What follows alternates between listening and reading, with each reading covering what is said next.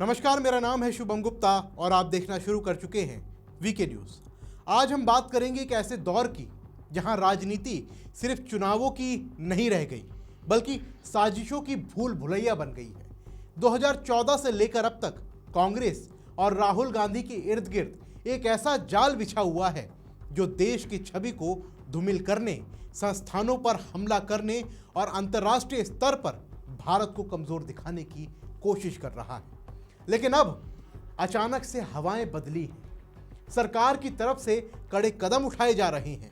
Youth Congress chief उदय भानु चतुर्वेदी की गिरफ्तारी, 20 घंटे की पूछताछ, लैपटॉप और फोन जब्त, ये कोई साधारण घटना नहीं है बल्कि एक लंबी साजिश की शुरुआत का अंत लगता है। लेकिन यहां एक सवाल भी उठता है कि क्या राहुल गांधी की सुपर एक्टिव मोड में एंट्री ने लक्ष्मण रेखा पार कर दी है? क्या कांग्रेस अब अंतर्राष्ट्रीय संगठनों की कठपुतली बन चुकी है?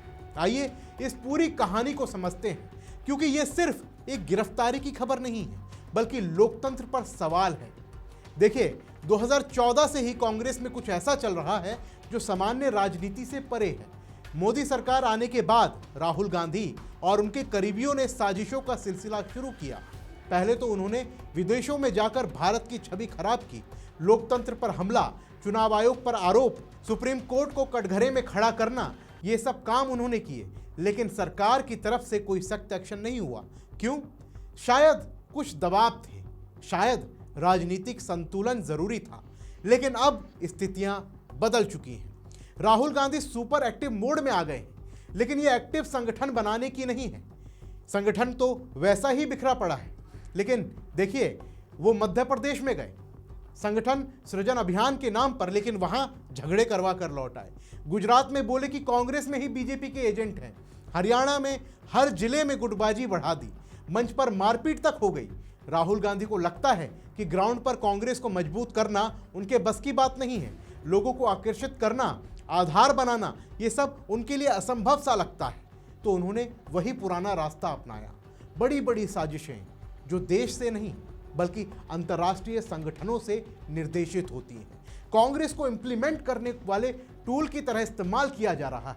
क्या ये विपक्ष की भूमिका है या फिर देश विरोधी एजेंडा? अब इसकी मिसाल लीजिए। 2020 में उमर खालिद, शर्जील इमाम जैसे लोग दंगों की साजिश रस्ते पकड़े गए। देशद्रोह के आरोप में 6 साल से जेल में तड़प रहे हैं। वो सुप्रीम कोर्ट के दरवाजे खटखटा रहे हैं, लेकिन आरोप इतने गंभीर थे कि जमानत नहीं मिली। क्यों? क्योंकि वो साजिश सिर्फ दंगों की नहीं थी बल्कि भारत की वैश्विक छवि खराब करने की थी। अब कांग्रेस ने वैसा ही किया। नग्न प्रदर्शन, अर्धनग्न विरोध, और इसका मकसद क्या था? राजनीतिक अशांति फैलाना, मोदी पर हमला करना, अंतर्राष्ट्रीय समिट में भारत की भूमिका को कमजोर करना। भारत मंडपम में जहां 20 से ज्यादा देशों के राष्ट्रीय अध्यक्ष थे, वहां यूथ कांग्रेस के कार्यकर्ता अर्धनग्न होकर प्रदर्शन करते हैं। यह सामान्य विरोध नहीं था बल्कि वैश्विक स्तर पर भारत की बेइज्जती थी। और इनको कौन प्रेरणा दे रहा था? वामपंथी गुट, जो यूएन या मानवाधिकार आयोग के सामने ऐसे ही नंग धड़ंग प्रदर्शन करते हैं। 10 लड़के, 2-4 लड़कियां, ये उनका स्टाइल है। राहुल गांधी ने आदेश दिया, उदय भानु चतुर्वेदी को जिम्मेदारी सौंपी, अलग अलग राज्यों से ब्रिगेड बुलाई गई। दिल्ली में यूथ कांग्रेस के कार्यकर्ता कम थे क्या? नहीं, लेकिन साजिश बड़ी थी तो स्तर बड़ा किया गया। अब सरकार की तरफ से एक्शन भी देख लीजिए। उदय भानु से 20 घंटे की पूछताछ हुई। यह कोई चाय पर बातचीत नहीं थी बल्कि 3rd डिग्री था। सबूत मिले, लैपटॉप से प्लानिंग हुई, 2 फोन जब्त किए गए। कोर्ट ने इसे सामान्य राजनीतिक प्रदर्शन नहीं माना बल्कि देशद्रोह जैसा देखा। 4 दिन की रिमांड मिली। अब जांच आगे बढ़ेगी। और सबसे बड़ा सवाल कि ये क्या सिर्फ उदय भानु तक सीमित है? क्या यूथ कांग्रेस में इतनी हिम्मत है कि अंतर्राष्ट्रीय मंच पर भारत की छवि खराब करे, वो भी बिना किसी आला कमान के जानकारी के? क्या राहुल गांधी को कुछ भी नहीं पता था? मल्लिकार्जुन खड़गे, उनको कोई खबर नहीं थी क्या?